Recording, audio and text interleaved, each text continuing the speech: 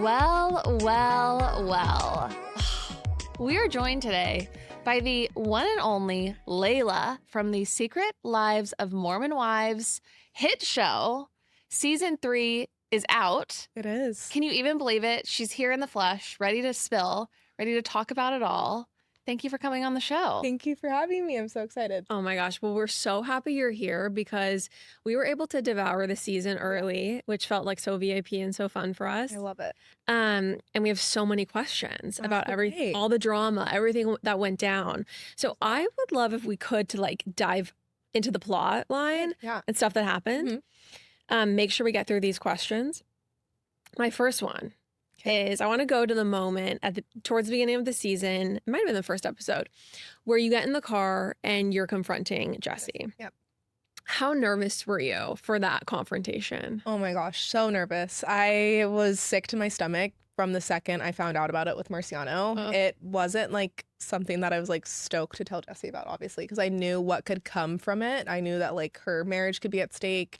People would possibly like, you know, give her hate and her business could be affected. Like I was just thinking like the long-term effects of it. I've dealt with like my parents cheating on each other growing up and like I know how that can affect your children too. So I was like Jovi and Jagger, like I was just thinking of every situation possible and it sucked a lot. I feel like I've seen like things online already of people being like, why would Layla even like bring this out? Like why was she sticking her nose where it doesn't belong? First of all, I had no idea he was even going to say anything about Jessie. Yeah. I truly thought that he was going to like say some things about Demi, which honestly at that point, I feel like everyone wanted to know more details. I had no idea it was going to be a Jessie situation, so it was hard. It was a really hard conversation to have. I think it speaks to how great Jessie is. We've had Jessie on the show. She's absolutely lovely. Yeah. She handled it so well. Yeah. Like she wasn't even mad at you for bringing it up. Yeah. Which was so impressive. Yeah, no, I appreciated her understanding where I was coming from because it wasn't like like I caught you, like I'm like, I wasn't, you know what I mean? It wasn't like a slimy thing of me trying to do. It was me honestly just trying to be like, hey, like I heard this, like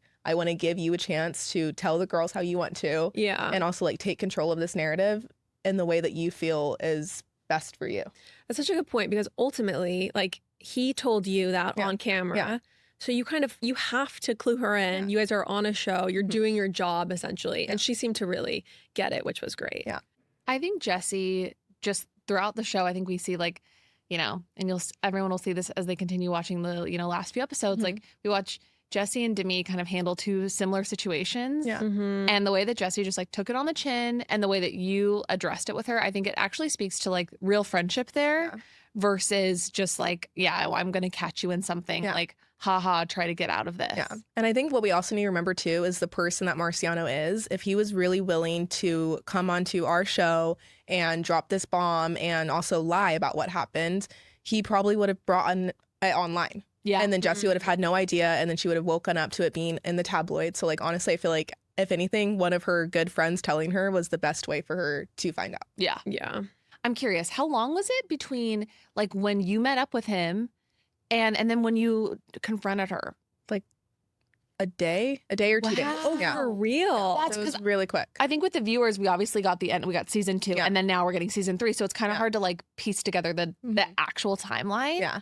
And I mean, that's like so great that it was like you immediately heard it and then you immediately were like, okay, I'm going to go straight to you and tell you, hey, this is happening. Yeah, I wanted to tell her sooner. Like I remember leaving the hotel where I met up with Marciano and I just was having to like resist calling her, but I didn't want to freak her out until I was able to see her in person and kind of like give her like the full thing. So I feel like if I heard that, I'd be like, what the fuck? And like hang up the phone and like not want to like talk about it. So like I'm going to wait until I can see her, you know, talk her off the ledge if she needs to and you know, just give her the information that she needs. But yeah, it was a crappy 1 day, 2 days until I was able to tell her.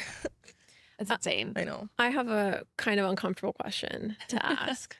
But Sheena said on her podcast that he stayed the night in LA at her hotel. I don't believe that. Honestly, I don't know Sheena that well, but she was also one of the people that was messaging with Demi behind the scenes and Marciano kind of making the plan to make this come out.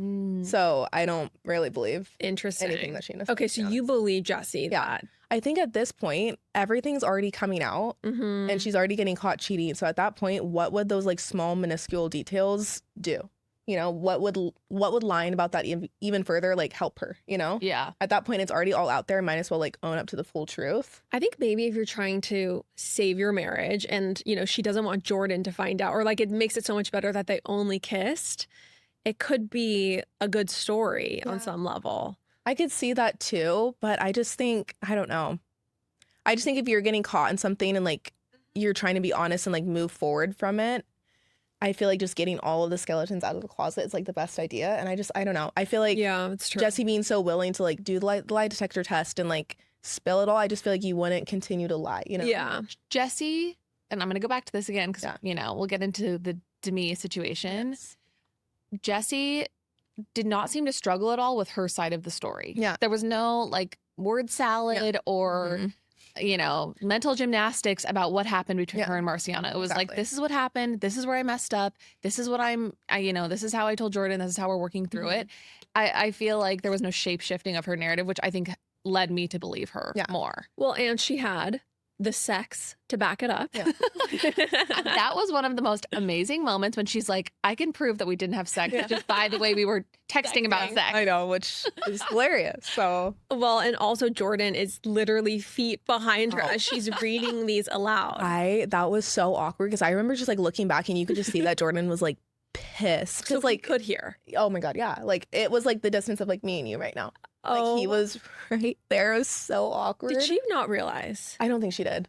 In the moment, I think she was just like very set on like making. I just think she wanted all of us to like believe her. Yeah. At that moment, so I feel like she was doing whatever it could take, and I feel like she just wasn't like in the right headspace at that moment. So I think honestly, she probably forgot that Jordan was there, and they arrived separately that day. So she probably just honestly forgot. I don't know. I was like looking back though, watching that back, I was like, oh, I mean, my god, it's one of the best scenes. it's so I've funny. ever seen. He's so uncomfortable, and then he leaves too. I'm like, oh, yeah. Because the sex are so cringe. Oh, so cringy. Oh my god, so cringy. I mean, it made me believe her though, because they talk around it. They're, you know, like, exactly.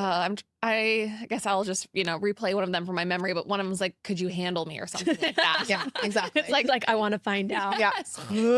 Especially for that man. I'm like, but it's like, okay, well, if you haven't hooked up, like, you know, then how would she not know that she can't handle him? They would be sending other materials back and forth. No, it's true. It would be, you know, different wording, different literature. Exactly. Okay, one thing also in Jessie's favor, now I'm fully coming around to believe that they didn't hook up, is... You were believing it before this. No, I don't know. It's just hard for me to imagine like two 30-year-olds in a hotel room are just kissing.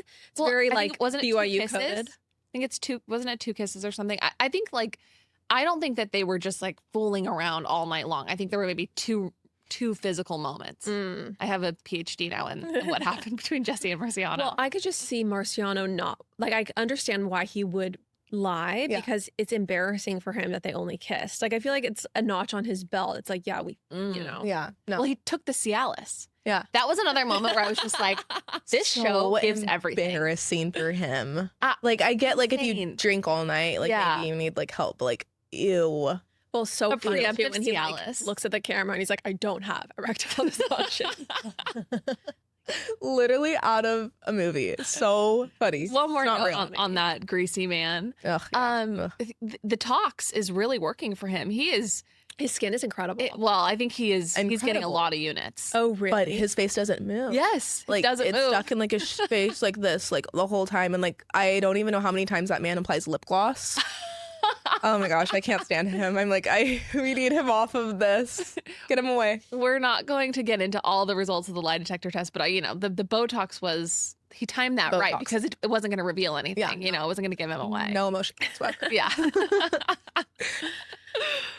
Okay, I think we should get to another Marciano dynamic. Let's stay with him. Stay with the greasy man. So the first half of the season is really all about Jessie and Marciano. Yes. And then we pivot to Demi and Marciano. Yes.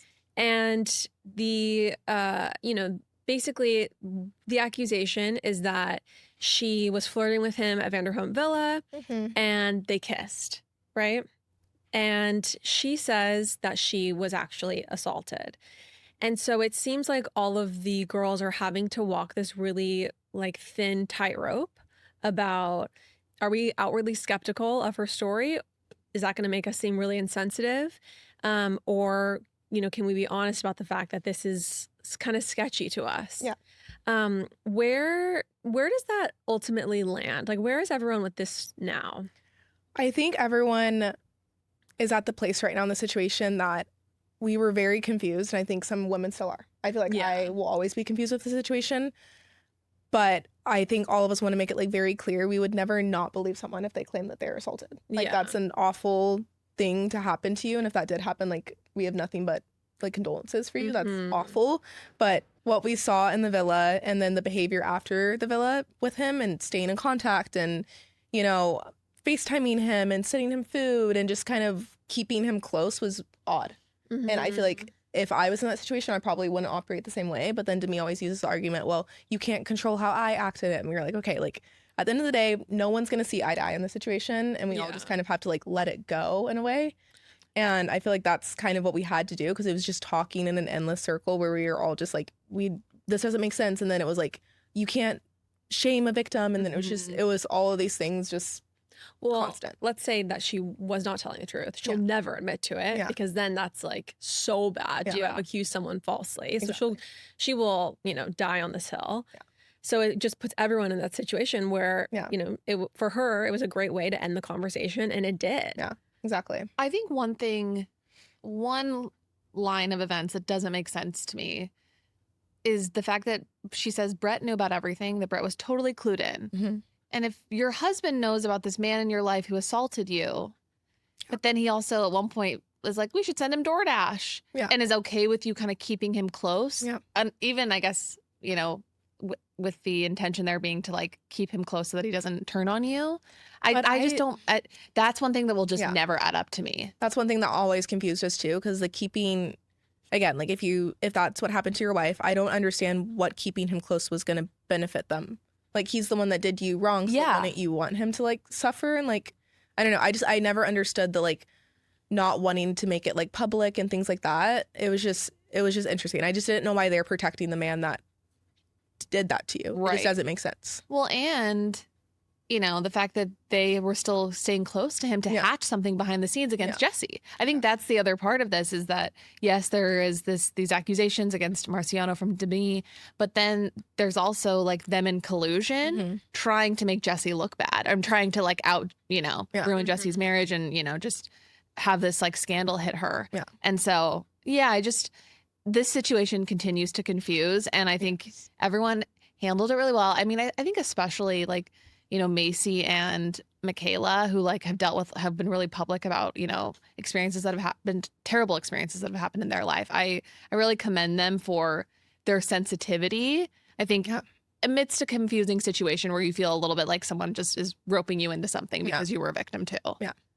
No, 100%. And the comparison and saying, well, you have been too, like Macy, like, I just feel like it was very inappropriate. I feel like it's not to discredit what Demi went through or didn't go through. It's just, it was I would never do that. Yeah, it was manipulative. It was manipulative, and I feel like it wasn't fair to the girls, especially knowing how much trauma to this day those women face from what they've experienced in their life. I just felt like it was very, very telling of who Demi is. Yeah.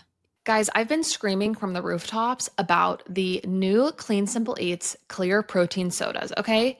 The cherry lime flavor tastes like a Shirley Temple. It is so, so good. I love the carbonation and also the frosted lemonade. That's my other favorite. They've come out with these new flavors that have truly blown my mind, and they're back in stock. Everybody needs to be ordering. No, it's absolutely incredible, Chandler, what they've done with their clear protein drinks. So they have 90 calories and they're 20 grams of clean grass-fed protein. I'm obsessed. They're so easy to just grab and go. You don't mess up your kitchen. You don't dirty a blender. You can just take one on the way out the door and boost your protein for the day. I recommend starting out with the variety pack so you can see what flavors you love. I love just their traditional clear protein drinks, but the sodas are also delicious. Clean Simple Eats is truly revolutionizing how easy it can be to hit your protein goals. Everyone, go to cleansimpleeats.com. Use code PopApologist10 for 10% off your order. They also have the best protein powders on the market. They're simply vanilla or their chocolate brownie batter. You blend it with a little ice and water. They taste like Wendy's Frosties. Incredible products. Cleansimpleeats.com. Use code PopApologist10 for 10% off your order. This episode of Pop Apologists is brought to you by Booking.com. Booking.com is such a popular app amongst my traveler friends. And honestly, if you have a vacation rental, this is the site for you. Since 2010, Booking.com has helped over 1.8 billion vacation rental guests find places to stay. And let me just emphasize that I said billion with a B. But here's the thing. Most vacation rental hosts don't even realize they can list their properties on Booking.com. And if you're not on the platform, your rental is basically invisible to millions of Booking.com travelers worldwide. After all, they can't book what they can't see, right? Your rental property will be viewed by a massive global audience of unique travelers. Whether your rental is ideal for the solo traveler, big families, or just some friends getting together. You can register your property in as little as 15 minutes, and nearly half of hosts get their first booking within a week. So, if your vacation rental isn't listed on Booking.com, it could be invisible to millions of travelers searching the platform. Don't miss out on consistent bookings and global reach. Head over to Booking.com and start your listing today. Get seen, get booked on Booking.com. Well, how would you say that your friendship has evolved with Demi? I wouldn't really say that there's a friendship at the moment. I think that we're very cordial. Like, I see her at work events here and there. When I go to LA, sometimes to support Whitney and stuff for Dancing with the Stars and Jen when she was still there, we see each other. And I don't want there to be like hostility. Mm-hmm. I feel like we already work in a very high tense work environment where we're already fighting with each other. And, you know, there's already so much trauma. I don't want to feel like I can't sit next to you at a Dancing with the Stars taping and feel like you're going to like kill me, you know? Mm-hmm. Like, I just want to be able to like coexist. And I feel like that's where I'm going to stand with Demi. Like, I'll never really try to forge a deeper relationship with her ever again, just because I've seen her true colors now. Yeah. And if she could do that to Jessie, who at the time was her best friend, like hanging out all the time, calling each other all the time, like as close as you can get, if she can do that to somebody like that, she would easily F over anyone else. Right. So I feel like it's just like, I've seen what I needed to see from Demi, and I don't wish her ill intent. I wish her, you know, happy life, but very like arm's distance. Like, Yeah. you can do your thing over there. I'll be over here. Smart. Yeah. I think you really, this season, like, really did find your voice. Yeah. Like, I was so impressed with kind of the way you like stood up for yourself and handled like really tough situations. Yeah. And one of those situations was with Demi at the, I don't remember which event, or maybe it was for the water cup event. Water cup. The act, was it the one at the plane, or it was like everyone was like in cute dresses. Okay, the other one. Okay, yeah, hydro jug. Yes. Water cup. At the hydro jug event, Demi, like, you guys kind of get into it. Yeah. You confront her about some stuff, and then she starts coaching you.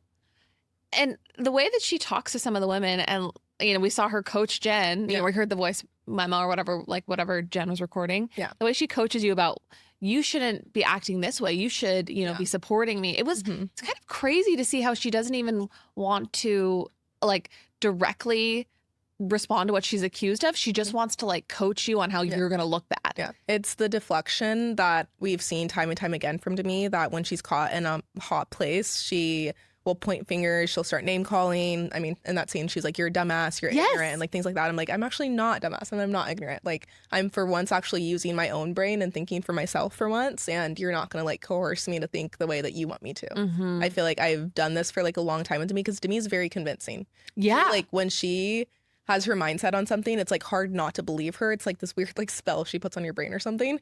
But I feel like I finally like broke free from that in a way, and I was just like, I'm not doing this anymore. And I just finally like was just looking at her. I'm like, you're just not a good person, and it sucks. So I feel like for a long time, I feel like a lot of people put Demi on like this pedestal, because like she is very well spoken, and you know, she like kind of holds herself well and things like that. I feel like for a long time I looked up to Demi in a way, until I finally figured out who Demi is to her core, and she's the last thing I'd want to be. So. Yeah. I think you realize she is a master manipulator. Oh, for sure. Yeah. I mean, this is just kind of an aside, but we had a guest on the show who I won't say who, but she has, you know, knows Demi. Yeah. And she was just telling us some crazy stories that are just way predate the show.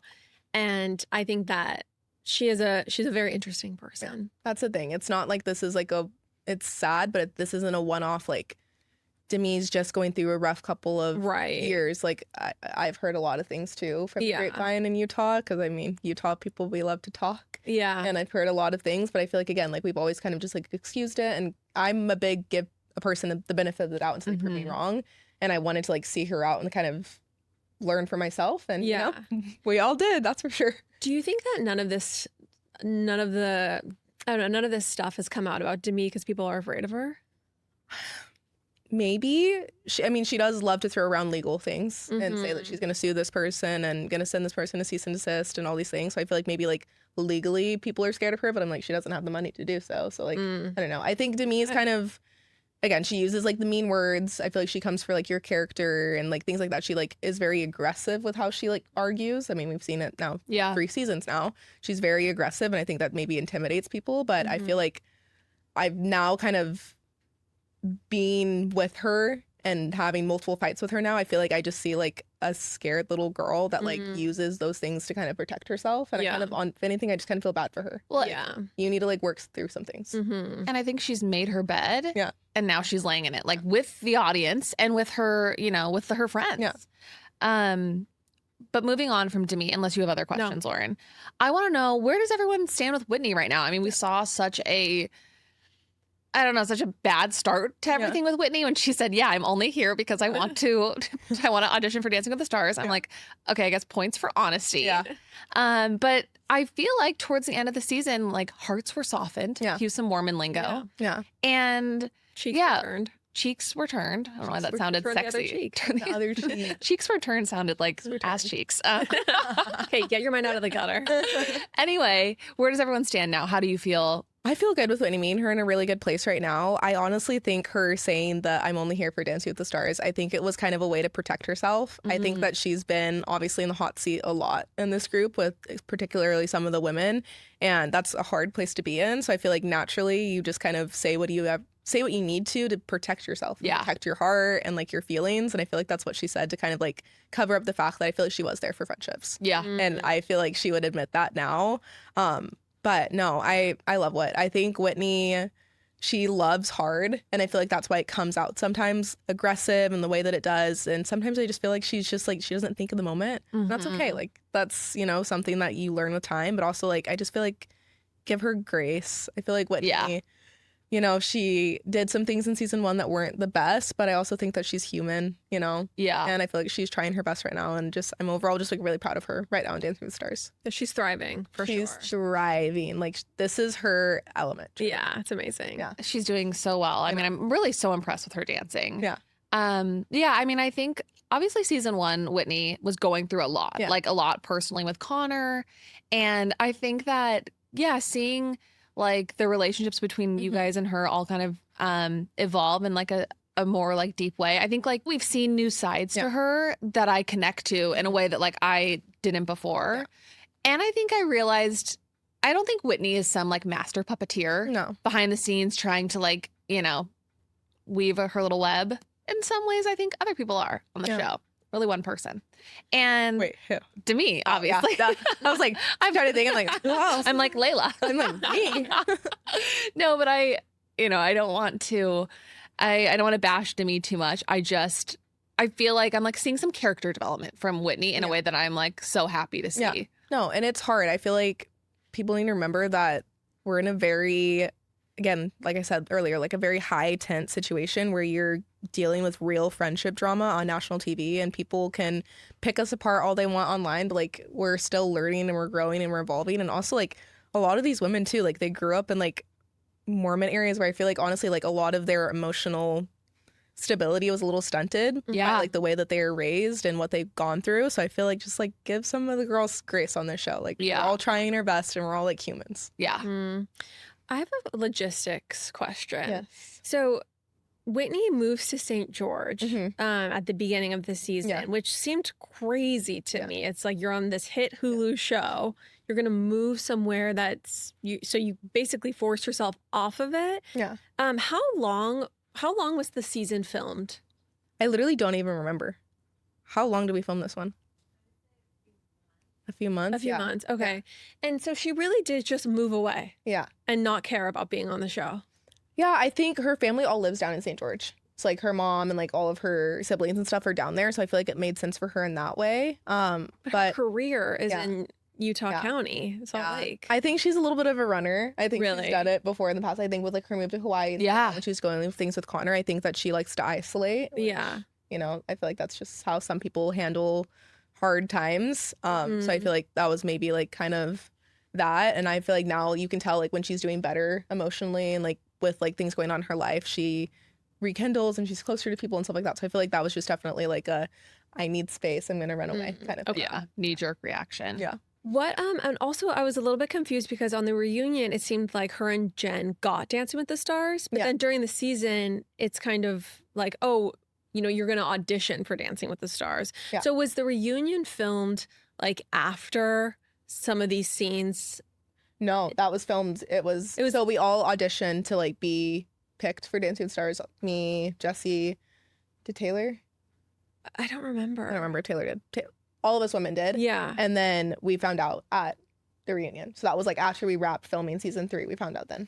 What I've kind of gathered is I think you guys just filmed a ton and then they cut it and then right? And they were like, okay, this will be the end of season 2. And then you did press for season 2 while you're still filming season 3? No, so it was actually, the timeline is kind of confusing because we found out about all of the Marciano stuff and I met with him during a pickup week.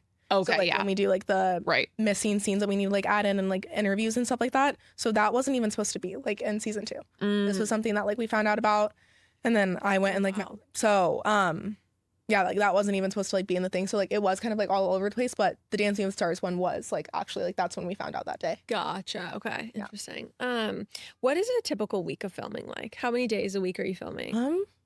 I'd say like 5. 5. Yeah. Okay. And what is that, a full day? Like, no, it'll be like I feel like it depends on the girl. Yeah. Like Taylor, I bet that girl's filming probably like 10-hour days. Really? Crazy. Yeah. I feel like if you have like more going on, you're going to be filming more. I feel like this last season that we were filming, I'd have like 5 to 6 days a week, like 5-hour days or something. Okay. Yeah. So nothing like too crazy, which is good because I feel like all of us still want to be moms and we still have to like work and stuff like that. So it's nice. Yeah. One thing that I think is really interesting is that a lot of you guys don't show your kids on the show. And I think that's kind of a powerful step. Yeah. I know some people do. Yeah. And that's amazing and great for them if they choose to do that. Yeah. But I just think that's interesting. And it really is about your like kind of adult independent lives versus you being moms. Yeah. You know, so much obviously like Macy and Michaela are pregnant during this. Yeah. And I guess so was Jen last season. So I don't know, just that's one thing that I've noticed. No, I love it. I think, again, like do what you want with your kids. I think just me personally, they didn't sign up for this world. And I'm still learning what this world looks like and like what I need to do in it. And like, you know, it's intense and I just don't want them to be pulled into it and people say comments about them and things like that. I just feel like I'm just trying to protect them. And honestly, I feel like, again, the show isn't really about us being moms. Like, yes, we're moms and like it's a big part of our lives, but it's more of just like our individual journeys. And then mom is still there. But, you know, just keeping them and protecting them, I feel like is my just top priority. So I think it's really like admirable of all of you guys to to kind of like keep, you know, their little bubble protected and safe. Exactly. So I want to talk a little bit about dad talk. Oh God. Oh, that group. What kind of a business enterprise is dad talk? I don't know. Are they getting brand deals? Yeah. I think some of them do, but I know for a fact Jordan's gotten a couple ones because of Jessie. Yeah. Like there's been like in his contract or something. I think it was like, I don't know who it was. Some brand was like, Jessie has to be in the videos. So I'm like, you're not even getting your own brand deals. You still have to like skate off of your wife. I'm like, ew, yuck. So I think when they reference it as dad talk, when they are in their own interviews and then they're like, you know, I don't think they go as far as to say like, this isn't what dad talk is about, but they definitely will say, you know, it's a thing for them. Yeah. And I can't tell how I feel about it. I don't know how I feel about it either. I love the husbands in the group that like are like, I'm just here for my wife. And like, I just want to support like Connor, most green flag husband ever. Jace, Jacob, like, I just love the husbands that you can just tell that they truly are just here to support their wives and like make them feel happy. And like, if they make content here and there, like awesome. But I feel like you can just tell the ones that are kind of like in it to like, and that's fine if you want to make like a name for yourself, but like, let's also don't forget like what your catalyst was. Yeah. And that's your wife. Yeah. And there's a fine line between supportive and then thirsty yourself. And I've always said this, I have to be the thirstier person in the relationship. That's the healthy balance. So we recently moved into this new house and Kagan walked up to me the first night we're there and he goes, "Where are the gummies?" All of our stuff is in boxes, but you better believe that in the special box of items I knew we would need for the first night was a bottle of early bird gummies. I cannot even tell you how much I have needed these in the last month. I had debilitating period cramps, okay? And taking an early bird gummy helped me so much. They're basically a part of my weekend routine now, and I just swear by early bird so much. These are a multi-use product. You can use them if you just want to enjoy a meal a little more, relax into watching a show a bit more, or have the best night's sleep of your life. There are 30 gummies per bottle. I always use basically a half at a time, so a bottle will last a couple months at least. You guys, earlybirdcbd.com, use code Pop Apologists for 20% off your order. We swear by Early Bird CBD, and you will absolutely thank us. You know how every home has that one spot you think about all day? For me, it's my bed, my 5 to 9 sanctuary. And the second I crawl under my cozy earth sheets, it's like my whole nervous system exhales. The sheets are no joke. They have taken over my entire family's homes. Everybody has them. The sheets are made from viscose from bamboo. They stay cool, they wick away heat, and feel ridiculously smooth. Add the bubble cuddle blanket. It's plush, textured, and dangerously nap friendly. I've definitely had those mornings or afternoons where getting up feels impossible. That's what Cozy Earth does to you. What I love most is how Cozy Earth feels compared to anything else I've tried. They are the best sheets of my life. They are cool, soft, breathable. It's a whole experience. Plus, you can try everything risk-free with their 100-night sleep trial and 10-year warranty. Head to CozyEarth.com and use my code POP for 40% off. And if you get a post-purchase survey, make sure to let them know you heard about Cozy Earth right here. Because your bed should be more than a place to sleep. It should be your happy place. Cozy Earth makes that possible. Yeah, I have a question. When you were dating in Utah, did you feel like you could very easily tell which guys were, interested in potentially being on the show? Oh, they're like, when are you filming this week? I'd love to take you on a date. That or just like the overdoing it with questions about like filming or like just like what this world's like. I remember going on like a date with this one guy and we just went and like grabbed like drinks at like Swig, of course. And we just went on like a drive. And I'm not even kidding. It was like an hour and a half long date, like very short. The whole entire time I was asking questions about like, so like what's like filming like and like what is like this like world like and like brand deals and like just every like oh my God nitty gritty question about like what this like world is like. And I was just so uncomfortable and like weirded out by it. So I feel like that's like a guy that you can like easily tell like you're not. Did you even ask me like where I grew up? Yeah. Like, did you even ask me like how many siblings I have? Right. You just wanted to know like what this is like and this world's like. And I get it. Like I get the curiosity, but it's also like you can just tell. Yeah. You know? Yeah. You can smell those clout chasers from a mile away. Mile away, exactly. Yeah. I am curious, like how is co-parenting going with your ex? If you care to share. No, I'll share it day by day. I have hope that one day we'll get to a more civil place from his end. Unfortunately, I feel like there's still a little bit of hurt feelings from his side. I feel like also just him seeing like the level of success I think I've gotten over the last like year and a half since like me and him separated. I think it's hard for him. I just feel like he always talked down to me a lot in our marriage and like said like this is a joke, and he would make fun of like me making my social media videos and stuff like that. Wow. So it's kind of just like an F you that like he would always give me so much shit for like my content that I used to make, and I'm just like, look what my content like got me. Like literally, look, you know what I mean? So yeah, I think one day once he kind of like drops his like ego and his pride, I feel like we can get to like a more civil place, hopefully. Because I've been from divorced parents that hate each other, and that like I feel like that traumatized me more than my parents being divorced. Like the fighting and them not being able to coexist for like me and my sister. I'm like, you guys are grown adults. Can you please act like it? And I try to like tell him all the time, like, I know what it's like to like have parents that hate each other. Like, please, for the love of God, just like let's just get along. We don't have to be friends. We don't have to like text each other all the time, but like we don't have to like be mean, you know? Yeah. But one day. I mean, just hearing a little bit of that like backstory and the fact that he thought, you doing social media was silly and talked down to you. I mean, this success that you've had is just like the sweetest revenge. Even if you didn't set out to have it be revenge, but I just, it just makes you soaring like all the more sweet. I know. Like, I hope that he sees the billboards of my face when he's driving to his 9 to 5. Oh my God. Literally. I'm like, but yeah, social media is a joke, huh? So wild. Idiot. I know. Yeah. What, is he still active? Yeah. He is. Okay. So I'm sure that adds a layer too. Yeah. Because he probably, I mean, I don't know. I don't want to dwell on him too much, but I'm sure there's a layer of like, moral judgment as well. It's like, you know, what you're participating in isn't good because he's probably jealous of the He tells me all the time that my job is the devil's work. Wow. Literally, he's like, you're working for Satan. He's told me multiple times. Oh my gosh. Told me that I've like sold my soul. I'm like, oh my God. I think I'd be a little bit like higher if I sold my soul. Damn. Like, I'm just getting started. I didn't sell my soul though. But yeah, it's crazy. He's a piece of work. How has like would you say the reception been? I know in the beginning the Mormon community was you know, not taking kindly to this show. Do you feel like things have chilled out? Yeah. How have things felt? I think they have. I think initially when, you know, active members found out about the show, I think they thought that we were going to misrepresent. That was like the biggest comment, like they're not representing us, like this isn't like a representation of like a Mormon, blah blah blah.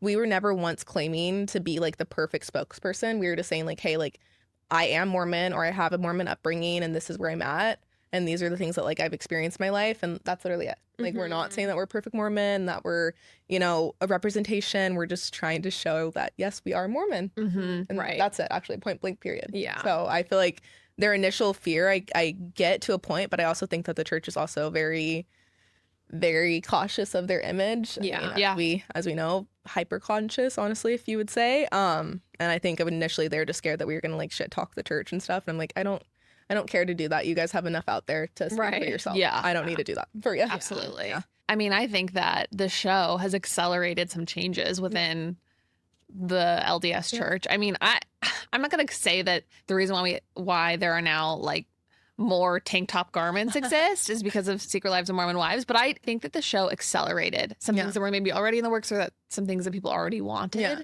Because, I don't know, I feel like the church has changed a lot, even within the last, just culturally, within the last 2 or 3 years, way faster than it had, you know, the years preceding that. No, I agree. I feel like it's definitely evolving with time. Yeah. Still not for me. Yeah. But, likewise. I mean, it's great that they're getting new revelation. I don't know. It's just like that concept just confuses me, but like I'm glad that they're getting new stuff. Yeah. I don't know.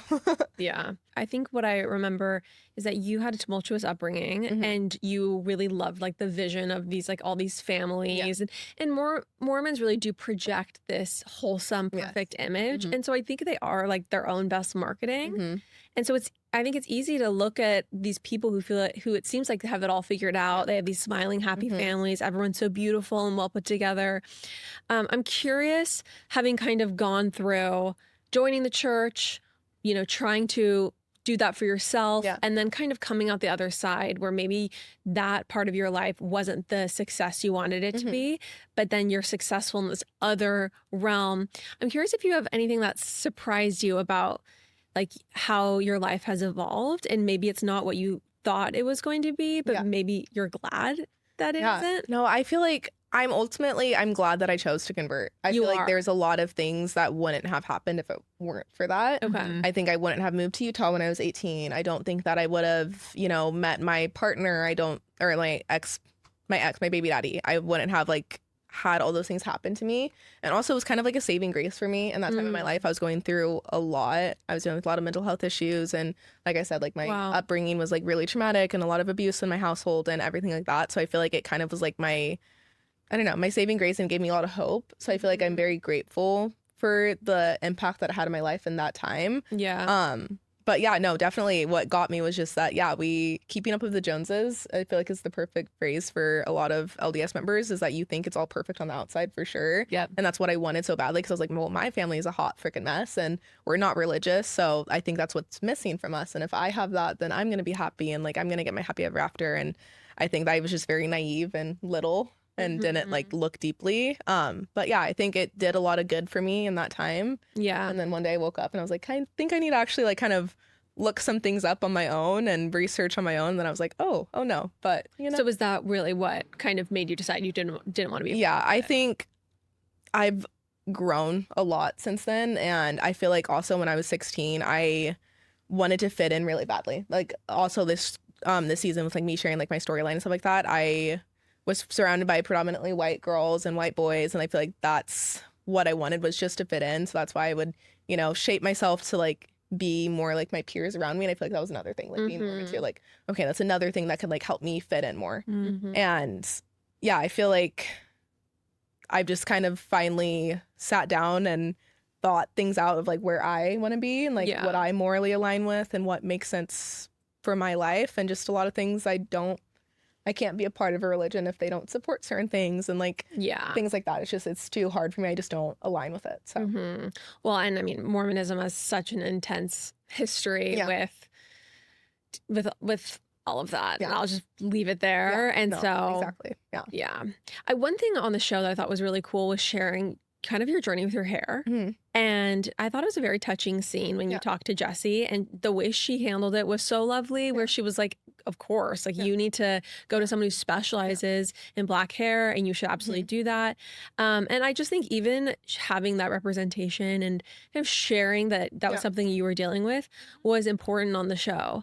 I'm curious, I mean, your hair looks amazing today. So where are we kind of at in the... So I see a black hairstylist now in Utah. I've seen her for the past couple months since we filmed season 3.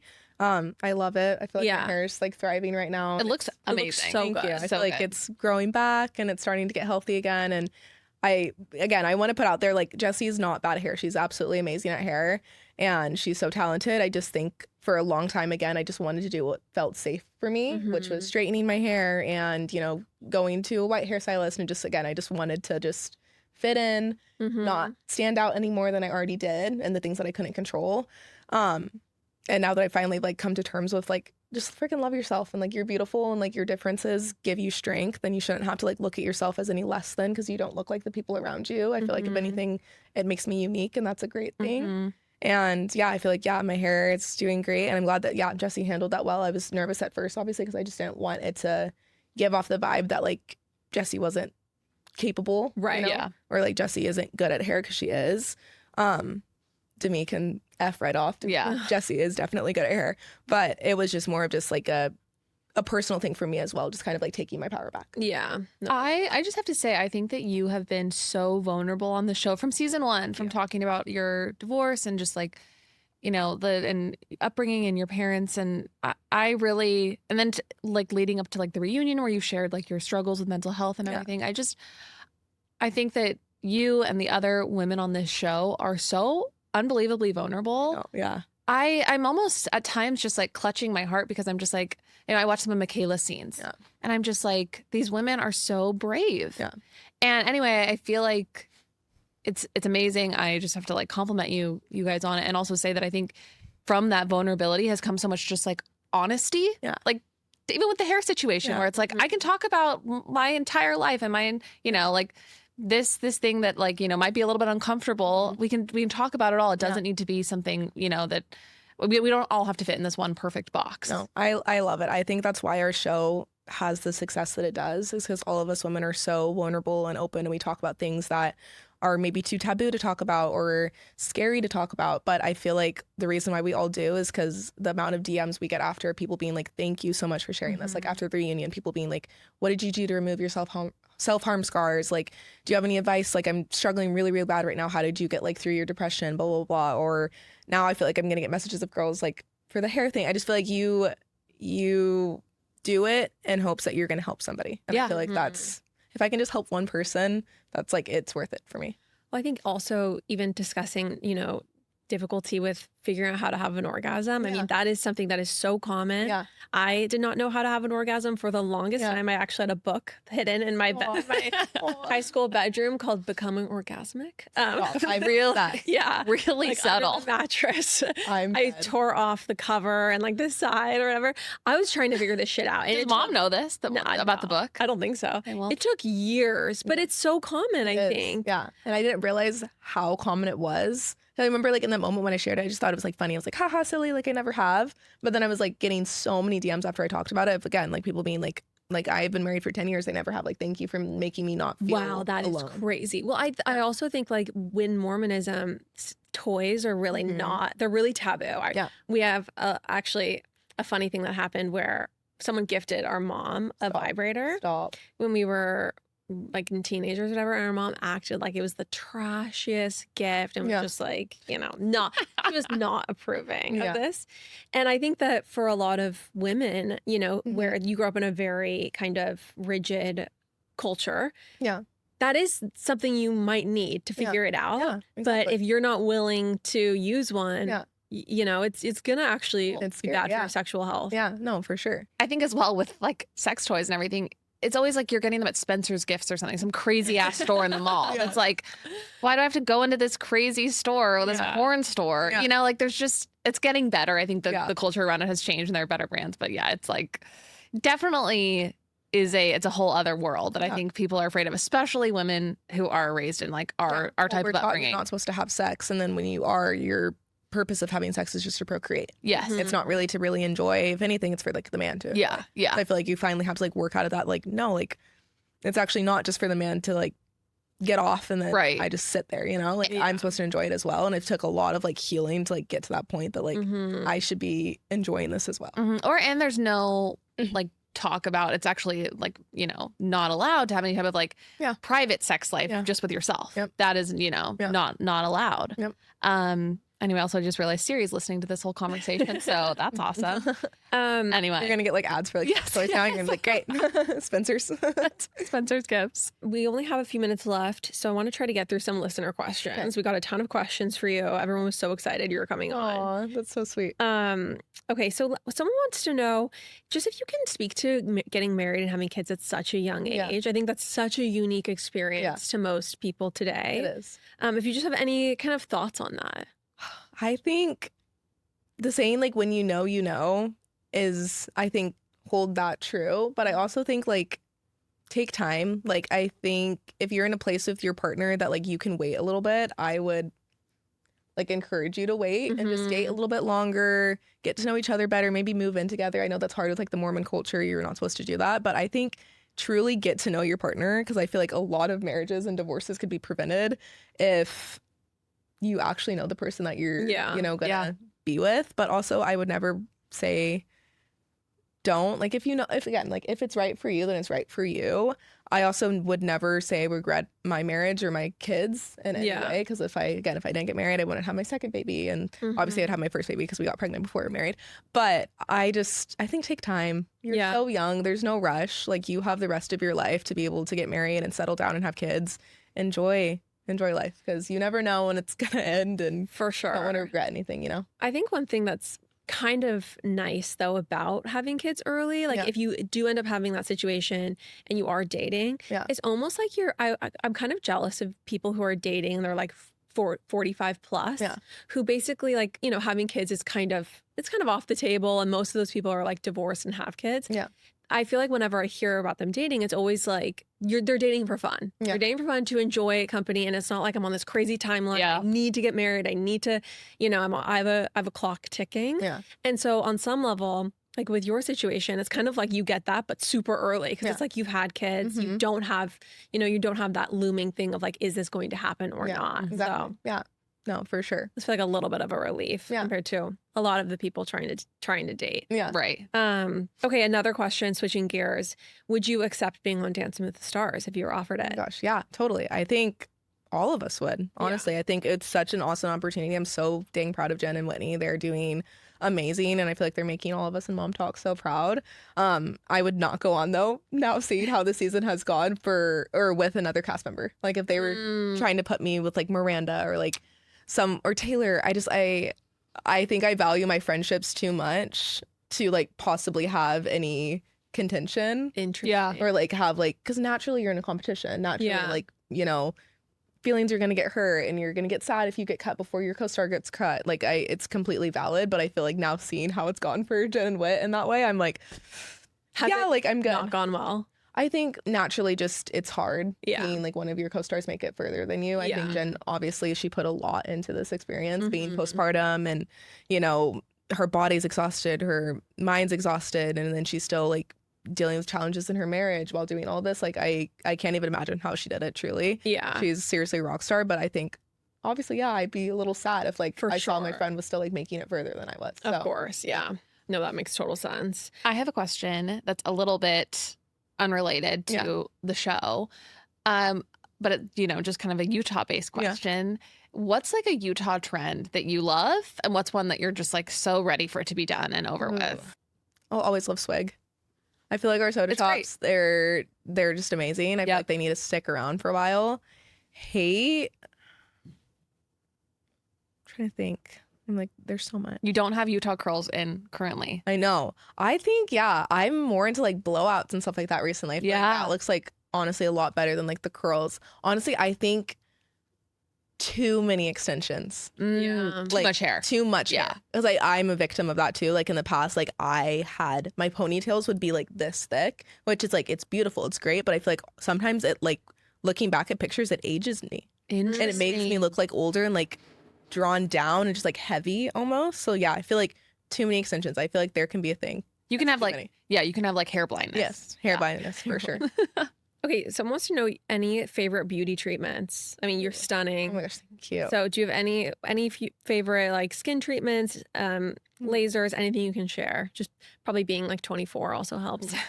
I'm like, I haven't aged that much yet, but no, Botox though. I love Botox. I mean, you can tell my forehead's not moving right now. So Botox for sure. If you can do that, I think get ahead of the wrinkles before they set in, you know? Yeah. Yeah, totally. Okay. Any other questions, Chan? I have one last question. It goes back to the season, but I'm kind of dying to know. Yeah. Do you think Taylor and Dakota are actually done this time around? Please, God, say yes. I hope so. I wish I could say yes. I don't know if those ones. Like, have you seen the videos online that it's the joking around?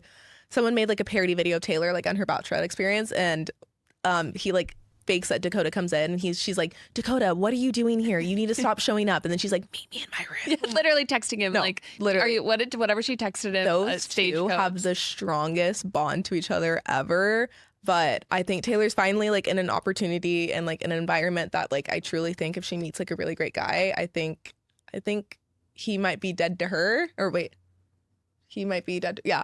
But I think they'll always have like love for each other. Yeah. They're just so like, there's a chemistry. Bonded. Yeah. Chemistry for sure. I gotta say, with the way that the drama was revealed at the end of the season, I thought that he hooked up with Leanne. So I was just like, oh, wow, this show is incredible. You're like, more seasons. I really like Leanne. Ugh. I swear the way they worded it, it was very confusing because they're not saying this person's name and they're obfuscating this person's voice. So it's supposed to be like a high profile individual that Hulu is afraid of being litigious or something. I think it's like Leanne's one of her good friends. I don't know who it is, but they don't find out, right? Do they find out? And okay, yeah, it's one of Leanne's friends. So it's so it's one of Leanne's like friends in her age cohort. She's older. I've met her a couple times. Like I've met her at like Taylor's like baby showers, that is kind of birthday crazy. parties. Like she's a very active part of like Taylor's family. Wow. Like I think spends holidays sometimes with them. Yeah. Like I've met her myself. I've met her probably like 5 or 6 times. Very odd. Very odd. But oh my God, can you imagine if it was Leanne? Leanne. Never. Leanne hates Dakota. I was like, man, it's like the OC, you know? Like, I think Leanne would literally rather die. She hates that man so much, which rightfully so. Oh my gosh. Thank you so much for coming on. Thank you for having me. So fun. So fun. So fun. Okay, if anyone is not following Layla already, what's your Instagram? What's your TikTok? It's Layla Leanne Taylor on all platforms. Amazing. Okay, thank you so much for coming on. Love you guys. Thank you for listening. Bye. Gift giving is officially here. And every year I like to start early scrolling the web. But somehow I always end up panic scrolling at midnight thinking, do I even know my friends? Like family is easy. I know what they actually need. But my friends, that can be trickier. I want to get them something that's thoughtful, but still fun. Okay, so this year I'm calling in backup. Macy's free personal stylists. They're basically personal gift whisperers, total experts at finding the perfect thing for everyone on your list. For your travel-obsessed friends, an Estee Lauder skincare set that keeps them glowing through red eyes and jet lag. For your besties who treat takeout like a food group, a gorgeous ceramic nonstick green pan set. And for my trendsetter gals, a cashmere sweater. Need it shipped? Macy's personal stylist can do that too. And you get 20% off your first session. Plus, Macy's Black Friday sale is happening now with deals on brands like Tarte. I love Tarte. I love their concealer. Kiehl's, and appliances from Ninja and KitchenAid. I mean, Ninja Creamy, a KitchenAid mixer. You guys, this is incredible. Book your first session today at Macys.com or in-store and discover gifts you might not have thought of. This episode is brought to you by Progressive Insurance. Do you ever find yourself playing the budgeting game? Shifting a little money here, a little there, and hoping it all works out? Well, with the Name Your Price tool from Progressive, you can be a better budgeter and potentially lower your insurance bill too. You tell Progressive what you want to pay for car insurance, and they'll help you find options within your budget. Try it today at progressive.com. Progressive Casualty Insurance Company and Affiliates. Price and coverage match limited by state law, not available in all states. What book are you putting away? Well. We're back, everyone. We just, you know what? We wanted to chat some more on this gorgeous program. Yeah, you just casually cast aside a book that you brought to our recording. What is this? Are you planning on sharing it? It's called Wife, Mother, Spy. Have you heard about this? Yes. Did you mention this? No, I didn't. But anyway, I saw this woman. She got interviewed. I believe it was on some. Wait, yes, I have. I think I saw like a snippet of her interview. Yeah. Yes. And it was pretty interesting. And so I bought the book, and I didn't realize that it was on my chair before this recording. So this was not pre-planned, everyone. Well, but I guess I'm going to flex a little just literary habit called reading. I've actually read 0 pages. Okay. But I do own it, and it was in my bag. And today. that's half the battle. Yeah, exactly. Wow, carrying it around and in hopes. Anyway, well, it's so great to be gathered here with you. You guys, we wanted to chat some more. We obviously just discussed all things Secret Lives of Mormon Wives with Layla, who was so lovely. So lovely. All of them are so nice. They're all really great. But there's more to get into this week. There is. So we would be remiss, Chandler, if we did not sit down. We would be absolutely remiss if we did not gather over the cauldron of pop culture this week. Do you feel like we should discuss the elephant in the room? I don't know. What's the elephant in the room? I'm like racking my brain. Am I wearing something weird? No, you look beautiful. Like a woman of esteem. We are not on camera. wearing. Oh, we're on camera. Yeah. Yeah. And I actually want to just say I know I'm not wearing my wedding ring. Everything's fine. How do you wear your wedding ring every single day without fail? I try to wear it whenever we're recording. Yeah, just to show men. You know what? Can I just actually say something right now? Men do not come in our DMs. Why are we getting into this? The fact that we are so unpursued and no one's interested? I think you said I try to wear it when we're recording. And I guess, do you do that because you want to let everyone know that you are married, you are taken? Which led me to then want to comment on the fact that we do not receive a lot of DMs from creepy men. You're not in my DMs. I mean, are you receiving them? Sadly, no. Yeah. So I don't know what's going on. I guess people just have respect for our marital bonds. I don't necessarily want them, but I'm feeling their absence. Yeah. Anyway, I just had to get that out in the open. Yeah. Well, no, you've outed us as being undesirable. I tend to just wear my jewelry when we record. Oh gosh, I'm getting called. She's getting a call. I'm sure it's a spam. But now I'm worried about the recording. Everything looks. Yeah, everything's fine. Okay, I'm just gonna put this on Do Not Disturb. Lauren, that could have been a man trying to hit on you. I mean, it could have been, but it wasn't. It was definitely someone saying, "You've been pre-approved for a $60,000 loan." Do you get those? Congrats! Congrats. I get mailers. I thought I signed up for paperless everything, but I'm getting 1 to 2 offers from all types of banks all the time. I constantly get the call or the voicemail that says, "We are just a few steps away from closing this application." Anyway, alas, we're here. We're on camera. You're in New York. Yes. We have taken a step back from the video, everyone, when we're remote. And I feel like there have been some people on YouTube that are saying this is less entertaining without seeing you guys. And someone's like, why don't you do more than the bare minimum? Somebody said that. And I feel like, should we kind of explain a little bit? Please take it away. Okay. So basically what happened, everyone, is Chandler and I went on a journey with video where we started with our computers, kind of like, it took a long time to actually get us to commit to being on camera. Yeah. And we started with our MacBook cameras, and those are pretty fuzzy. Yeah. And they look pretty low res. They don't look great. Now looking back at those videos, they were so fuzzy. And they just look terrible. So long story short, we got our big camera setup. Finally. We're talking DSLR. We are. Try not to be too impressed.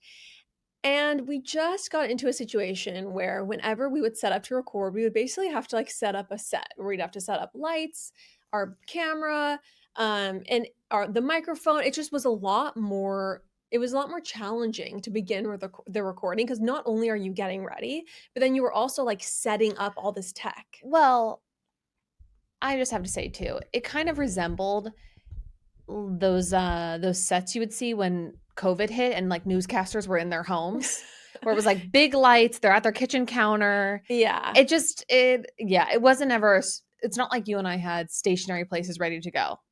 Correct. Because you don't have a studio in Puerto Rico and I don't have one in my apartment in New York. Correct. It just made recording feel like the energy was just not as good.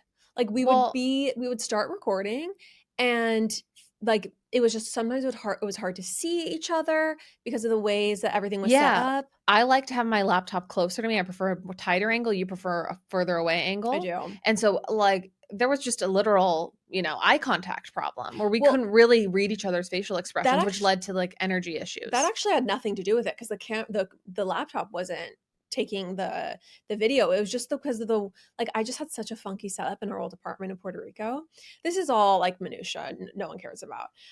But it just, we couldn't even see each other while we were recording. Yeah, we couldn't see each other very well. And frequently there would be, and I think this was the biggest issue, there would be delays. So basically, because we were having to because we were recording with video, the Wi-Fi sometimes would not be as strong, or for whatever reason, there'd be maybe a 3-second delay in the conversation. So Chandler's responses would lag, and then we couldn't get into a flow frequently. Flow state was not happening. It was often. So hard to achieve. I think if we had home studios that were hardwired in and always set up, we could much more easily make always on video a reality. Yeah.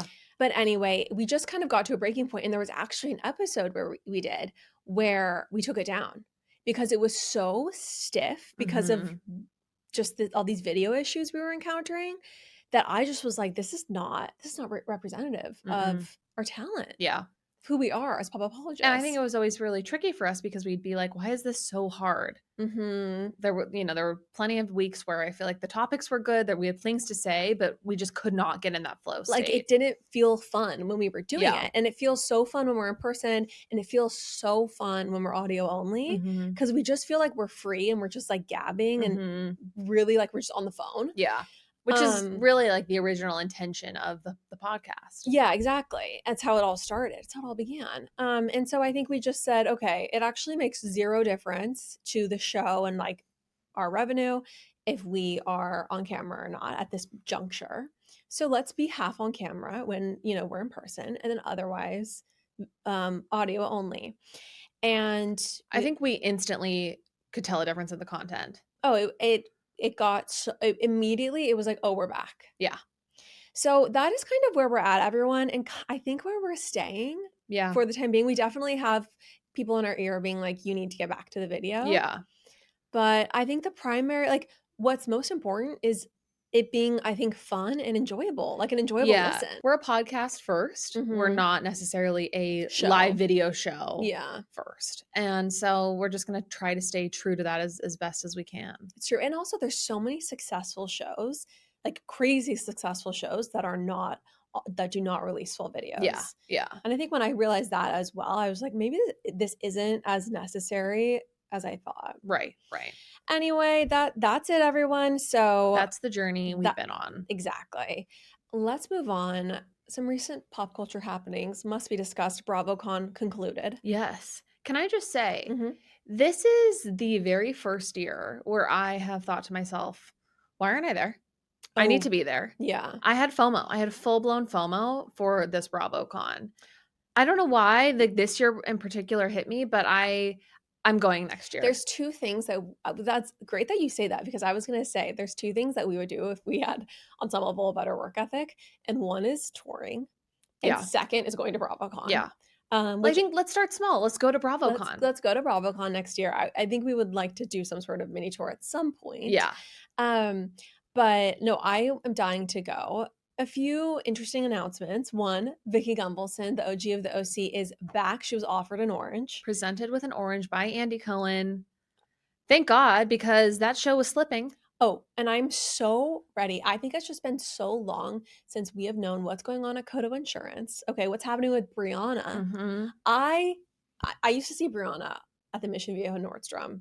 I would say once every 4 months. Okay. And I was starstruck every time. It was so fun. And I'm just ready for the Gumbelson family to be back on my screens. I think she has an ability to give us a one-liner, to give Mm-hmm. us a yelling scene like nobody else. Agreed. And really, honestly, it was a grave injustice that she was ever cast out of the cast. Yeah, agreed. Or that she's had seasons where she's just a friend. Oh, I mean, to be debased and to be humiliated. You say this all the time, but we live in a fallen world. We do. And I think that is example number one. I think too, I wonder what's going on at Bravo HQ if they are looking at Orange County. They're looking at some of these shows, these legacy, franchises, and they are like, what are we going to do? We've been in a state of existential, what is Housewives? What are these shows about? What is the drama even about for the last few years here? And I think they are still bumbling around. Yeah. Well, I feel like OC especially has really been in a crisis. This is a crisis. Absolutely. And I would love Bethany Frankel to get on the case because I'm going to say they have some serious LVPs and not Lisa Vanderpumps, but least valuable players on that program. Losers. Yeah, it's true. Okay. I mean, Gina. Why does everyone hate Gina? I've always enjoyed Gina. Gina would be wonderful to have at a baby shower. I don't need to see her on television. See, you know what I think? I think Tamra is really a very toxic part of that show. Mm-hmm. And Tamra honestly has so committed to stirring the pot and to being a terrible person. Yeah. That I think it just makes the show not enjoyable at all because Tamra is like the least believable person at all on that cast because she's willing to throw away any friendship, say anything, go below the belt. I actually think Tamra is someone who should go. Should get the axe. Yeah, you know what? If a cabin in Big Bear can't heal you, nothing can. Nothing can. Okay. If the strong arms of Eddie can't heal you. No. Oh my gosh. The ripped arms of Eddie Judge. Also, I will say Emily could hit the chopping block, in my opinion. Lovely woman. I think Shane could stay. Why. I've always had it. Like, I've always enjoyed Emily and Gina. Are they riveting television? No. And I saw someone say this. They said, what are iconic moments from Emily and Gina? Did you see that reel? Yeah. Did you get served that reel? Case closed. No, I didn't get served that reel, but thinking about that. Zero. I think they're just, I don't dislike them. Like, I don't care about Katie. Yeah, I liked Katie more than Emily or Gina. Yeah, because she was just like fresh blood, I think, and just I don't know. What's a one-liner that she's given us? There's been zero. Yeah, zero iconic moments. Did you hear? Speaking of Gina, if I may, when Heather said she's like one of the only people on the cast who owns her home. I mean, a serious dig. A serious dig. Yeah. I kind of lived for that. Well, and it brings us to Shannon because apparently Shannon is majorly on the chopping block. Really? You haven't heard this? Yeah. Shannon is majorly on the chopping block because they feel like there's not much storyline happening with her. Mm-hmm. And I kind of hate to say it too, but it just, this Shannon Bedore stick feels a little tired. I know. I mean, I'm not even watching it, but I know it's tired. Yeah. I think it might be time for Shannon to explore what else is out there. Yeah. Which scares me for her, given that she's in a very different financial position than when she entered the show. Isn't her dad loaded though? Like, that's a good question. I thought she just had like family money. Yeah. Are Jean's coffers full? I think they are. I think they absolutely are. I think there are plenty more, Javier's reservations in her future. Okay. The next franchise I would love to discuss with you is Real Housewives of Rhode Island. Real Housewives of Rhode Island. We got the trailer. Uh-huh. I feel two emotions. Okay. One, excited for a new franchise, but two, I was not in love with the trailer. I had to watch it twice because I zoned out the first time. That's not a good sign. Not a good sign, baby. It just felt a little bit like just very tired housewives tropes. Yeah, and I think I was struggling to find like what's the secret sauce about Rhode Island? What they just kind of felt like New York or New Jersey women. And okay, I wasn't going to say it, but I'm glad you did. I was kind of expecting for Rhode Island. Like for me, Rhode Island. You're going to offend somebody. I can feel it. It. Rhode Island to me gives scholarly. It gives founding father. Yeah. It just gives very regal. And these do not seem like royal women. Yeah. I don't know. I actually have never been to, well, no, I've driven through. That's New Hampshire. Excuse me. Okay. I've never been to Rhode Island. I can't speak to, how regal it's supposed to be, but I did not look at this trailer and think, oh yeah, those are Rhode Island women. Like, I don't know what that would look like. Yeah. And I think the fact that there's like a Bachelor alum on there who's not really from there, just like, is this kind of a hodgepodge cast? Right. No, and that's kind of what it had the feeling of. But we'll see. I will reserve judgment because there's nothing better than a fresh franchise that's excellent, and you never know. We absolutely never know. And I think I'd rather watch a new episode of a new franchise versus a tired episode of OC. Yeah. No, absolutely. Okay, another show that's coming back. Yeah. Flipping Out. Yes, I heard that Jeff Lewis is coming back to Bravo. Are you dying? I'm dying. I love Flipping Out. I feel like I have such an allegiance to Heather McDonald, so I feel bad that I'm excited about this because I really should want Jeff Lewis to fail. You should feel really guilty. And I do. I want him to fail on TV. I want Heather McDonald to win in all things. Yeah. But I am happy Flipping Out is coming back because I do like that show. Yeah. Yeah. Which is just something I wrestle with. I've never watched it. It's the best show on Bravo. I know. I think I need to watch it. I think I'm going to make Ben watch it with me because Ben is kind of into reality TV a little bit more these days. Flipping Out is the best show on Bravo. Yeah. Kagan loves it. Really? We watched all 11 seasons together. There's 11 seasons. 11 seasons. We watched all 11 seasons together when we were first dating.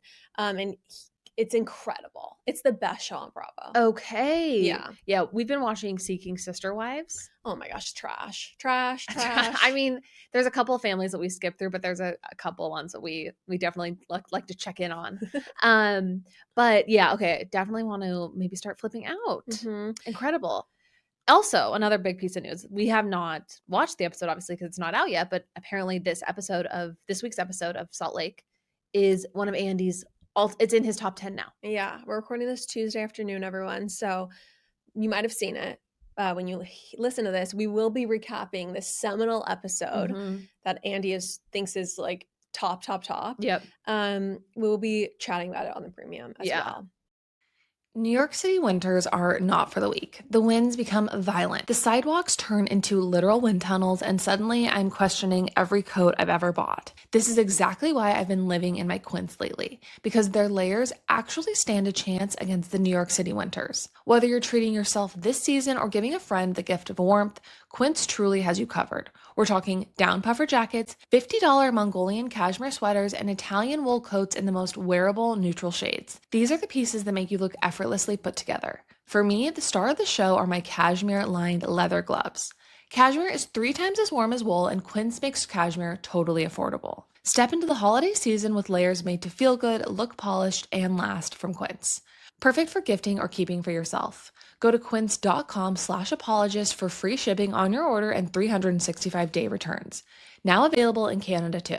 That's QUINCE.com/apologist to get free shipping and 365-day returns. Quince.com/apologist. The countdown is on. Holiday shopping is officially here. Uncommon Goods takes the stress out of gifting with thousands of unique, high-quality finds you won't find anywhere else. What I love about Uncommon Goods is how thoughtful everything feels. Their gifts are truly unique, beautifully made and often handcrafted by independent artists and small businesses, so nothing ever feels generic. And since Thanksgiving is the warm-up round for the holidays, I found a few gifts to get everyone in the festive spirit.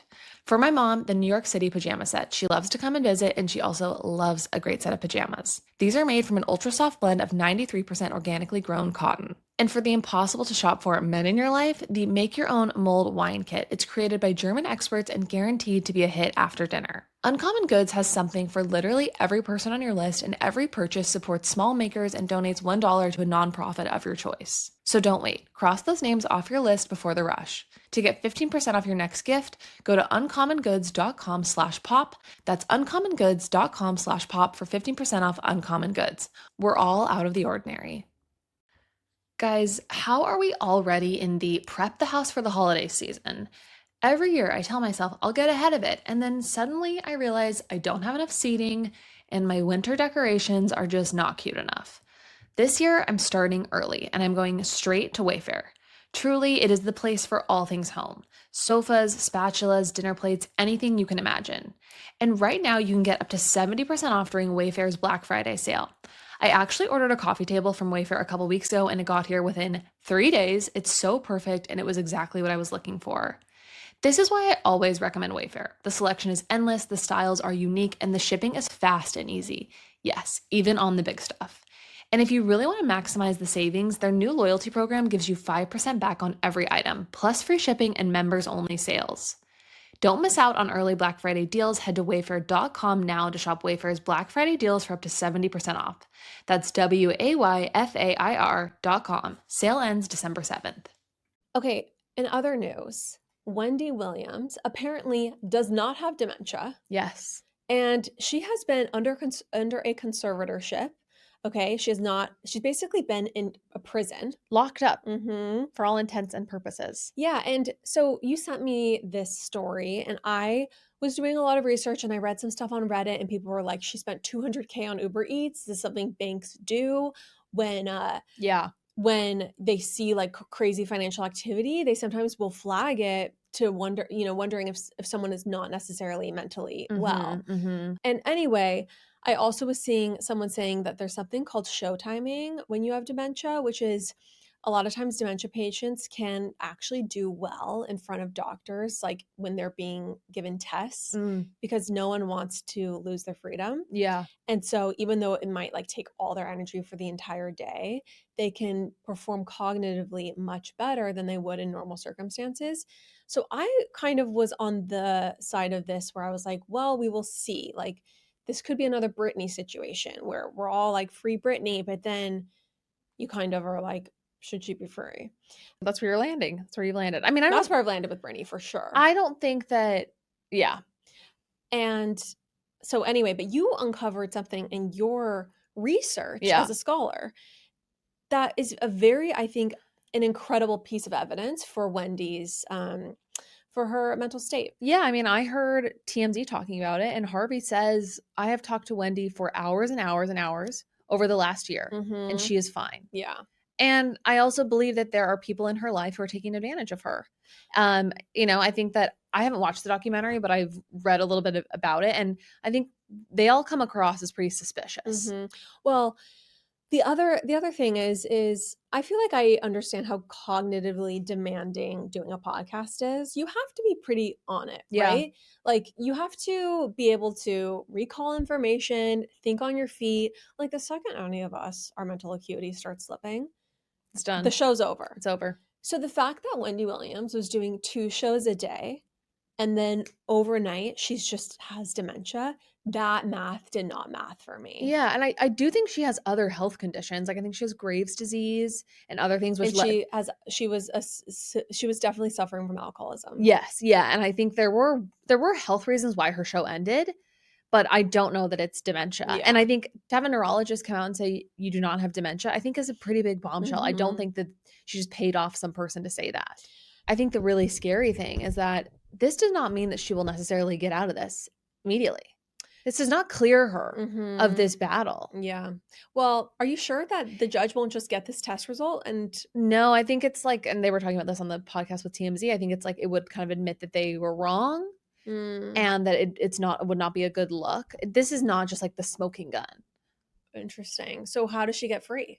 I don't know. This is why we're at the Free Britney like situation where I think it takes a really, really long time to overturn something like this. I just think whenever you find out that someone is locked up and they're saying that, especially someone with a lot of wealth, and they're saying that they're under a conservatorship, someone else has control of their finances and control of their person. I think that no matter what, you're in a terrible situation. Yeah. Because that person either truly has dementia or they're being jailed against their will. Yeah. It's a tragic situation no matter what. Absolutely. I mean, also the lawyers that are trying to keep her in prison, she's paying for them. Trying to keep her, in this facility, it's coming out of her pocket. That's what's so crazy. Not only are you in prison, and likely imprisoned by people you know and used to love, and who are very close to you, but also you're paying to be in prison. Yes. You're paying your captors. Yeah, I think it's like $20,000 a month or something is the facility. Anyway, it's a really sad situation. And I really believe Harvey from TMZ when he said, I've spoken to her for hours and hours over the last year. She's fine. I don't think you could fake that. Exactly. And you cannot hide dementia if you're talking for hours and hours and hours. Yes. Let's move on though. Lauren, there's a woman who has been a part of the Pop Apologist journey.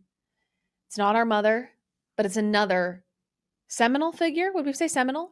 Who are you talking about? Tina Brown. Oh my gosh, Tina Brown figures so prominently in Pop Apologist history. I'm grateful you're bringing her up because she just was on The Daily. Yeah, well, there's a series called The Interview, and she was featured. Okay. But it is by the New York Times. Yeah. I just want to make that clear distinction because The Daily is different from The Interview. Yeah. Well, it was on that podcast feed, so. Yeah, it's part of the New York Times podcast umbrella. Anyway, great. Tina Brown was featured on here, and they get into just kind of a smattering of topics. Some of them are a little too political. We're not going to go there, but she does talk about Epstein. She does talk about Meghan and Harry. And if everyone will remember, we actually did a chapter by chapter reading of the Palace Papers, her book. I mean, we're going to talk about work ethic, I guess, a lot today, but we covered that entire book up until the last chapter. Why do we not do the last chapter? We just never finished. We should do it. We should absolutely do it. Anyway, I want to play a couple of the moments from her interview because I found them to be very juicy. Okay. So the first moment I'm going to play is from when she was working at the Daily Beast, when she was reporting on Jeffrey Epstein years and years ago. Okay. Years and years ago. Epstein, as I write, came in to the offices of the Daily Beast and tried to stop me running it. I never know to this day how he got past security, but because nobody said Jeffrey Epstein's coming up. But I got back from the art department where I was working, and there he was sitting there with his very cold, dead eyes. And I said, "What are you doing in here?" I mean, I said, "How do what are you?" And he just looked at me and said, "Just stop. Just stop."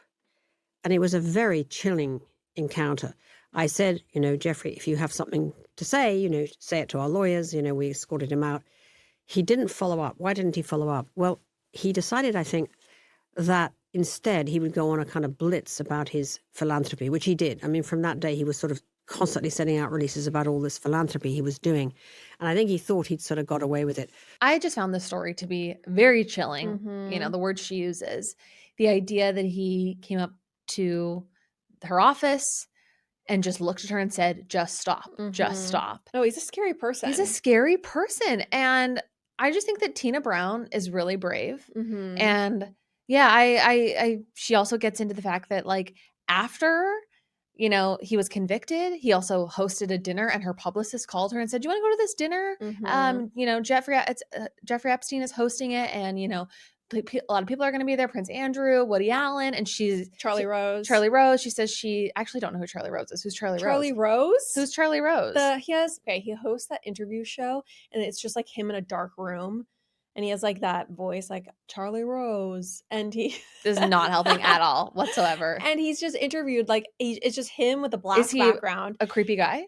Well, yeah. So there were like sex scandals that came out really? about him. I didn't know what that. I didn't know that who name. Charlie Rose is. Wow, that's so interesting. Anyway, so her publicist is like, "Do you want to go to this party? Jeffrey's hosting at his house.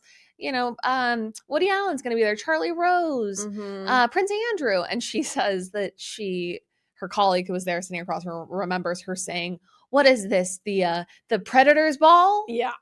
She was not having it. I mean, she is just such a badass. And she's been right in the center of all this drama, which is so crazy because I guess drama, but also crimes, all this trafficking. She's been right amongst all of these ne'er-do-wells at the highest level. I think I also just didn't realize that she was also kind of a witness of things more than just the royal family.